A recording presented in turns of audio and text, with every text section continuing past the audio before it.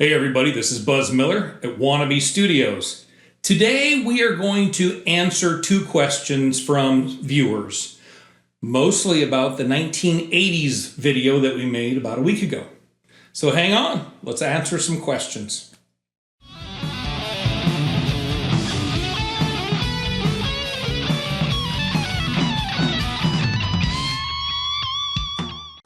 So I made a little throwaway video about a week and a half ago or whatever about how to get 80s sounds and that type of thing. And I actually got a couple of emails. Hey, how do I do this? Hey, what about this?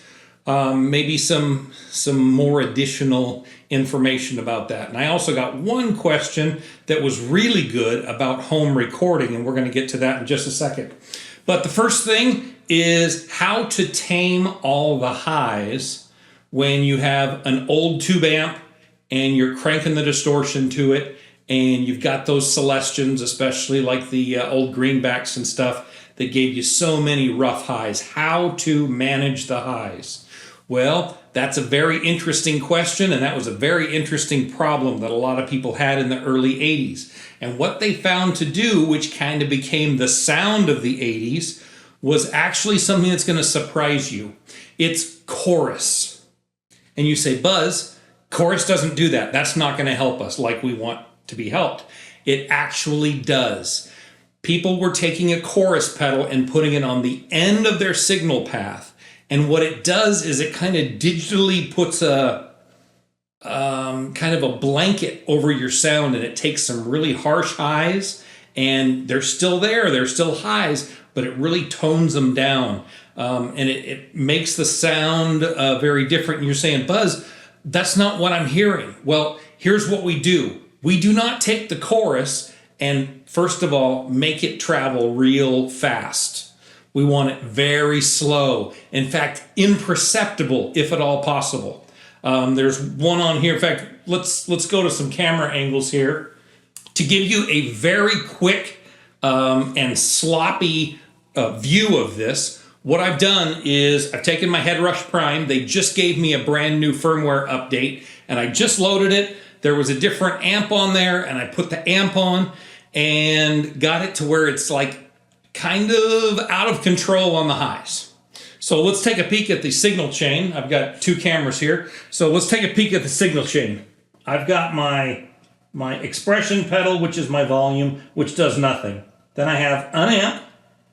And then I go up and I have one speaker, and that's all I've got. So that's my signal path. That's what we're going to hear. So let's take a peek and go.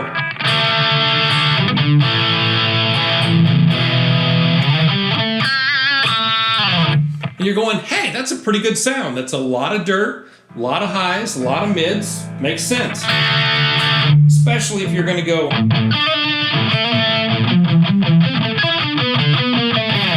That type of thing. Very good for that. But once you get to the Sunset Strip, you don't have those real harsh highs. They're there, there's a lot of highs, but something's happened to them. I added one chorus, which is off right now, and I'm going to show you the parameters of the chorus in just a second, but let's listen to this. That is no chorus. Let's add chorus. And you're saying, Buzz, that's like EQ, no. Chorus, and let me show you what the chorus does. Chorus, my rate is as slow as it goes. In fact, I actually got this to go to 0-0 at one point. Depth, a lot of choruses don't mind some depth. You can add depth, but the rate is so slow you don't hear it modulating back and forth. So the reason I use this chorus, there's only two adjustments, rate, depth. So that's all we've done. If we take it off, we go. We turn it on, we go. And then you go.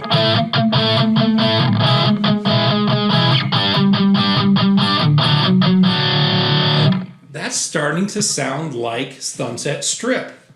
We added chorus, usually at the very end of everything. Sometimes you'll put your time-related effects after it. Sometimes you put the chorus even after your reverbs and your delays, just to cover everything like a blanket.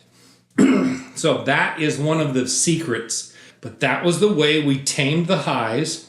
That was the way we kind of gave that creamy sound that you hear on a lot of the guitars where you're going, it doesn't have the bite of, you know, sticking a 57 right in front of a cab.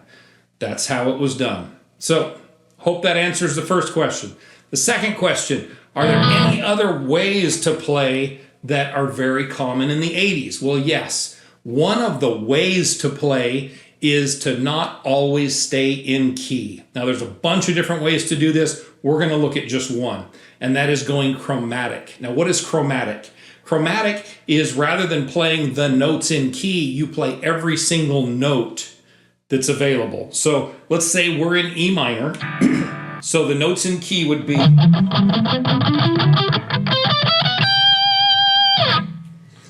If we've started the chromatic there, let's start with the E. We would go...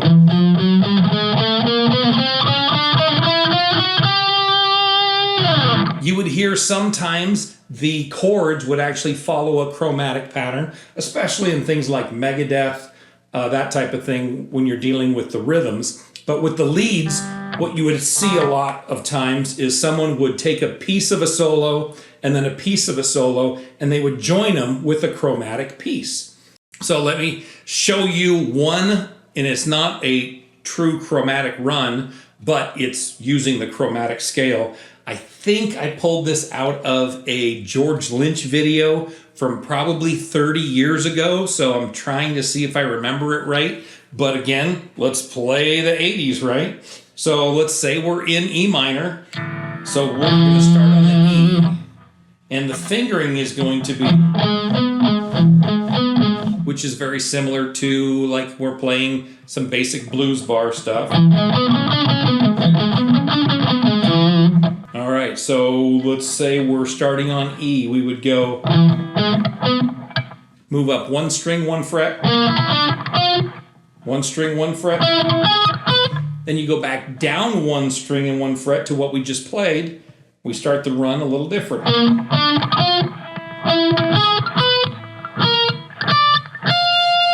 shift for the tuning change there. And you're saying, Buzz, that sounds terrible. Well, it's not something that you're going to base a solo around. It's something you're going to join one piece of your solo to another piece of your solo. So let's say you're working down here doing something, and then you go...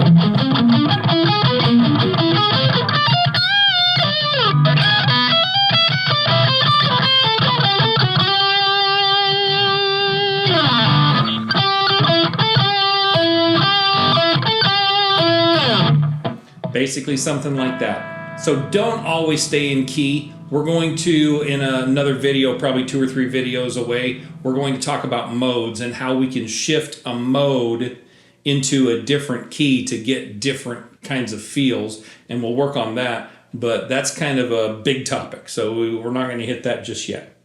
Now, the next thing was a question from a viewer that said, I'm trying to record a demo, and I'm doing everything in my house, and I'm having a real problem. The problem is when I put my solo over the top, I have to turn it up so high to really hear what I'm doing.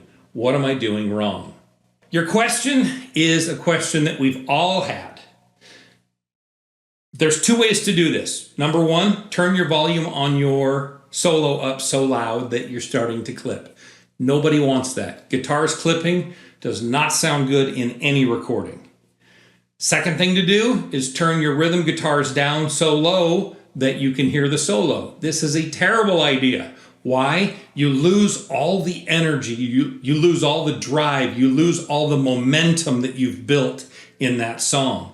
You've heard people, especially in demos and especially low buck deals, you're playing along, the song's going great, solo comes up, all the guitars drop, and you lose the energy, you lose the momentum. We're going to tell you about a quick trick that a lot of people use. It's very simple, very easy to do, and it's unbelievably helpful. We call it the rule of 500. Why do we call it the rule of 500? Here's what we're going to do. We are going to take our EQ, and at 500 hertz, we're going to start a new pattern, and it's going to go from 500 hertz to 1250. What we're going to do is we're going to boost everything 3 decibels, 3 dB, on the solo track between 500 and 1250. And on the rhythm track, we're going to drop everything. Some people do 2 dBs, some do 3. Sometimes you can even get a little greedy and go more, but normally I don't like to go more than 3. Here's what this does. Your listener can't hear the rhythm guitars dropping in volume. So you don't lose that drive, you don't lose that momentum.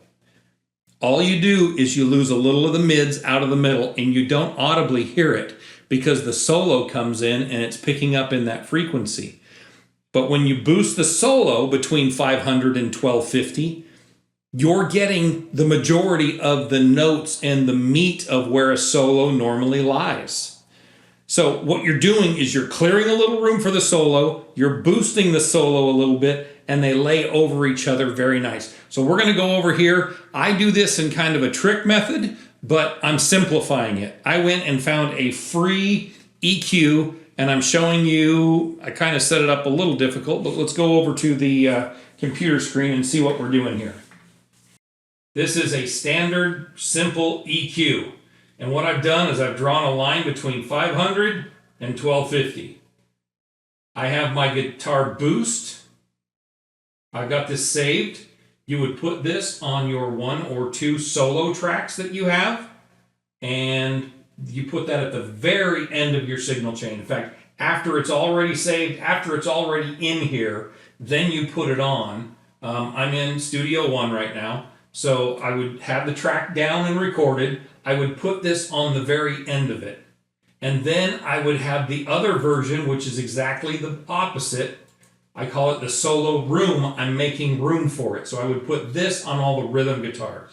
Now, all of this down here, your big drive, and all of this up here, your flare, does not need to drop to give your solo room.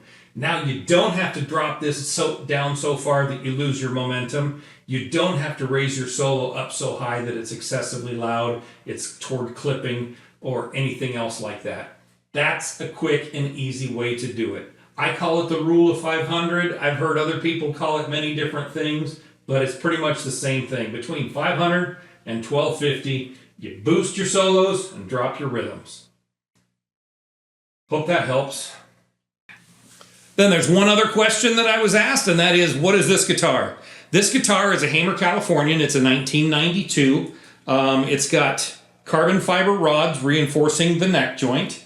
It's got tungsten in the headstock. It's got all the tricks that I know. It's got stainless frets on it, obviously. It's a compound radius. Most of the Hamer Californians were 14-inch radius. This starts at 14 and ends at 17. I wanted to make this my Jason Becker model because I wanted a Jason Becker model and I couldn't afford one. And then when they came out with the yin and the yang, they made it a shorter scale, and my big fat fingers don't do short scales. So this is a 25/5 scale. It's got the perpetual burn Seymour Duncan pickup in it. It's got a DiMarzio pickup, and this is it's one of the copies of a 50s Fender, and it gives a really weird, strange strat-ish when you've got it up there and you're on the clean channel, but it doesn't get real noisy when you've got a lot of dirt on it too. Like I said, it's got carbon locking tuners on the back. Obviously my paint job. It's got some color change paint on the back. Yeah. So that's this. Single gain knob, 3-way, Floyd, blocked out. That's pretty much it. Again, signal chain is head rush to the stiff to the isolation cabinet and right into the board.